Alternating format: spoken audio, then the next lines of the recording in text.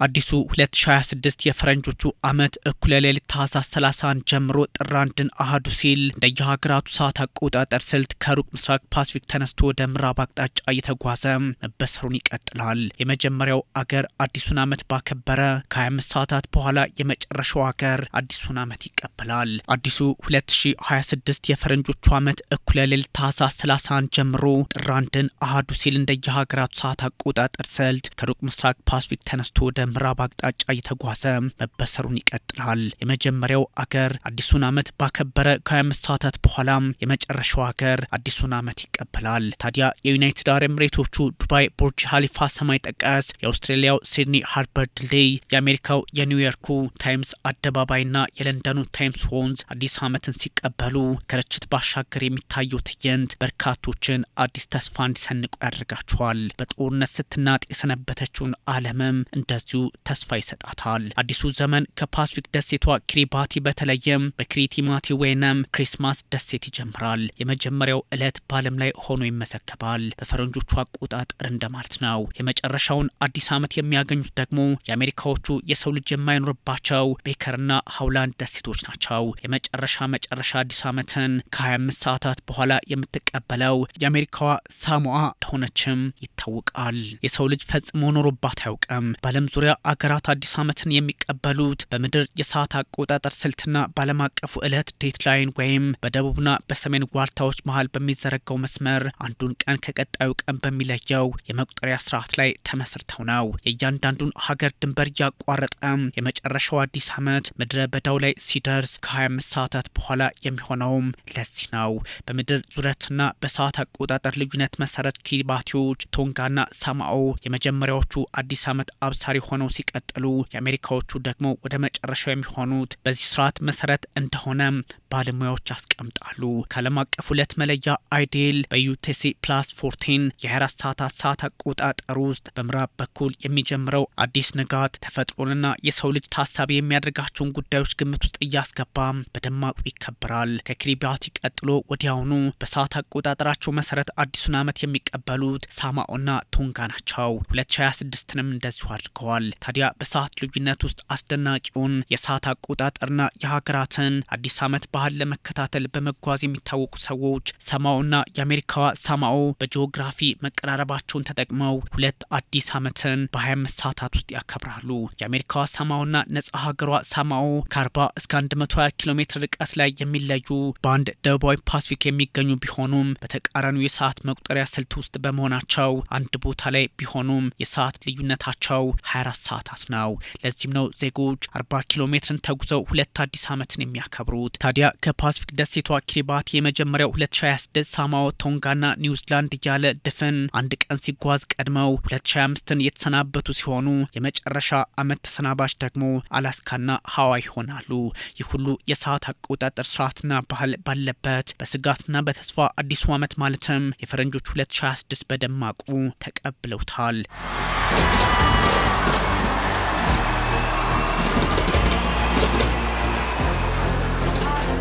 የመካከለኛው ምስራቅን ውጥረት፣ የኢንዶ ፓሲፊክን ከነገ ዛሬ አንዳች ጦርነት ይቀሰቀሳለን፣ የሩሲያና ዩክሬን ውጥረት ይረግባል ወይስ በርቶ ይቀጥላለን፣ እንዲሁም ትራምፕ ስደተኞችን ከመመለስ ይቆጠቡ ይሆንን? በበርካታ አገራት የጅምላ ተኩስ ጥቃትን ስጋት አቅፋ የያዘችው ዓለም 2026ን ስትቀበል በደማቁ ነው። በእርግጥ በርካታ ጥያቄዎች አብረው በመሪዎች ላይ ጭምር ሲነሱ እንደነበር የሚዘነጋ አይደለም። የሀገራቱ የርችት ስነስርዓትና እኩለ ሌሊትን መጠባበቅ በውጥረት የሰነበተችውን ዓለም በዓመቱ መጨረሻ ለደቂቃዎችም ቢሆን እፎይታ የሚሰጥ ሆኗል። የመካከለኛው ምስራቅ አረብ ኤምሬቶች ገልፍ ታይገር 2026ን ስትቀበል አስደናቂውን ርችትና መጠነ ሰፊ የድሮን ትዕይንትን ስታሳይ በጦርነት ነጋሪት ጉሰማ ውስጥ ያለውን ቀጠና አዲስ ተስፋ የሰጠች ያህል እንዲቆጠርለት አድርጓታል።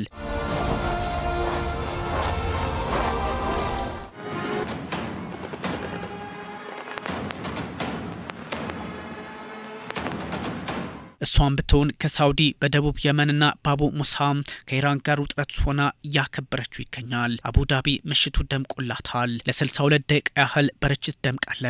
በተለያዩ ፈጠራዎች የታጀበው የኤምሬቶቹ አዲስ ዓመት አቀባበል በመላ አገሪቱ በተለያዩ ቦታዎች ሲደረግ ከርችቱ ባሻገር በታሪክ ግዙፉ የሰው አልባ አውሮፕላን ድሮን ትዕይንትም ተደርጓል። ለ20 ደቂቃ ያህል ከ6500 በላይ ድሮኖች ትዕይንታቸውን አሳይተዋል።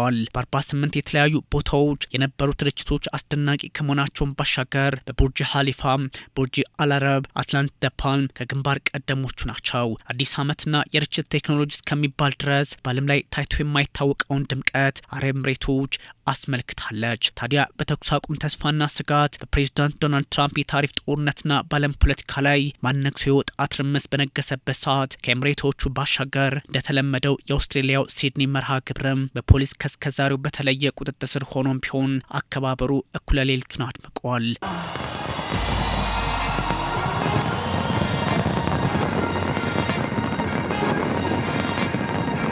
በዝነኛው የሲድኒው ሃርበር ድልድይ በቅዱ መሰረት ዋዜማው ሲደረግ ርችቱ ቢደምቅም በዚሁ ወር በአይሁዶች ሃኑካ ክብረ በዓል ላይ በተሰነዘረው የጅምላ ተኩስ ምክንያት ስጋት ያለበት ፖሊስ ህግጋቱን ጠበቅ አድርጎባቸዋል። በቦንዳይ ዳርቻ እዛው ሲድኒ ውስጥ የተፈጠረ በመሆኑ ፖሊስ ጥንቃቄን መርጧል። ያም ሆኖ ግን ሲድኒ ሃርበር ድልድይ እንደወትሮው አዲሱን 2026 አድምቆ ተቀብሎታል። አውስትሬሊያ 2026ን ስትቀበል ለየት ያለ ርችት በሲድኒ ኦፔራ ሃውስ ላይ ተመልክቷል። ቦንዳይ ጥቃት ህይወታቸውን ያጡ ሰዎችን ለማሰብም ለደቂቃ ያህል የህሊና ጸሎት ተደርጓል። ከ40 ሺህ በላይ ርችቶች ከ5 ማይል በላይ በህንፃዎች ሙሉ ተደርገው ሲመለከቱም እጅጉን አስደናቂ ነበር። ሲድኒ በተስፋና ስጋት 2026 መቀበሏ ዓለም የተጋረጠባት ስጋት እንዳለም ፖለቲካዊ መፍትሄ ሊያገኙ የሚችሉ ጉዳዮች መኖራቸውንም ማሳያ ሊያደርጉት ይችላሉ።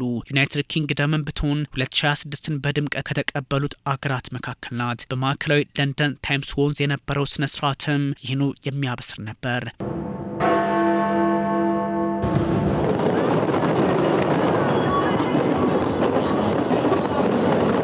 ምንም እንኳን ዜጎች በቀዝቃዛው አየር ምክንያት ማስጠንቀቂያ ቢደርሳቸውን በርካቶች የተለመደ አቀባበላቸውን አድርገዋል። በለንደን በቴምስ ወንዝ 100 ሺዎች ርችቱን ተከታትለውታል። ሚሊዮኖች በመላ ዩናይትድ ኪንግደም አዲሱን ዓመት ተቀብለዋል። በርችትም አድምቀውታል። ከ12000 በላይ ርችቶች በአስደናቂ ሁኔታ ጥቅም ላይ እንደዋሉም ተነግሯል። ኤደንብራ ካስትል ለ6 ደቂቃ ያህል በዚሁ ልክ ደምቋል። በአየር ሁኔታው ለውጥ ያልተበገረው የዋዜማው አድማቂ ህዝብም በቴምስ ወንዝ ዙሪያ ተገኝቷል። የሀክመኔ ጎዳና ላይ ፓርቲም አድርጓል።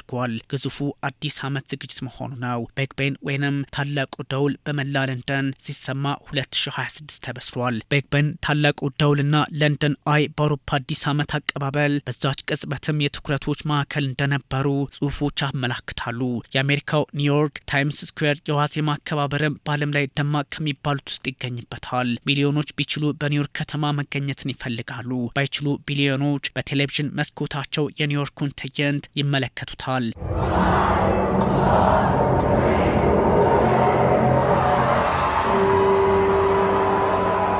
የታይምስ አደባባይ ኳስ ዝቅ የማድረግ ቦል ድሮፕ አከባበር ተጠባቂም ነው። ከ5 ሰዓት 59 አንስቶ ኳሱ ከመስቀያው ቀስ እያለ የመውደቅ ሂደት ሲሆን 6 ሰዓት በኒውዮርክ አቆጣጠር እንቅስቃሴውን ያቆማል ነው ነገሩ። ከዛ አዲስ ዓመት ሆነ ነው ወይንም ጊዜው አልፎ አዲሱ ዓመት ገባ የኒውዮርኩ ኳስ ባህል ነው። ይህ ባህልና ወግ ከ1896 ጀምሮ የመጣ ሲሆን የመጀመሪያው በ1899 እንደተደረገ የሚታወስ ነው። ከተለያዩ ቁሶች የተሰራው ኳስ በተለያየ ጊዜ በተለያየ ቁስ የሚሰራ ነው። ከዋን ታይም ስኩዌር ቀስ እያለች ስትለቀቅ አዲስ ዓመት ይበስራል። አሜሪካውያንም ከፍ ብለው ያከብሩታል ነው ነገሩ። ኒውዚላንድ፣ አውስትሬሊያ፣ ጃፓን፣ ደቡብ ኮሪያ፣ ቻይና፣ ሆንግ ኮንግ፣ ታይላንድ፣ ዩናይትድ አረብ ኤምሬት፣ ካታር፣ ፈረንሳይ፣ ዩናይትድ ኪንግደም፣ ብራዚል፣ አሜሪካና ሌሎች ሀገራት ዛሬ አዲስ ዓመታቸውን ካከበሩት መካከል ይገኛሉ።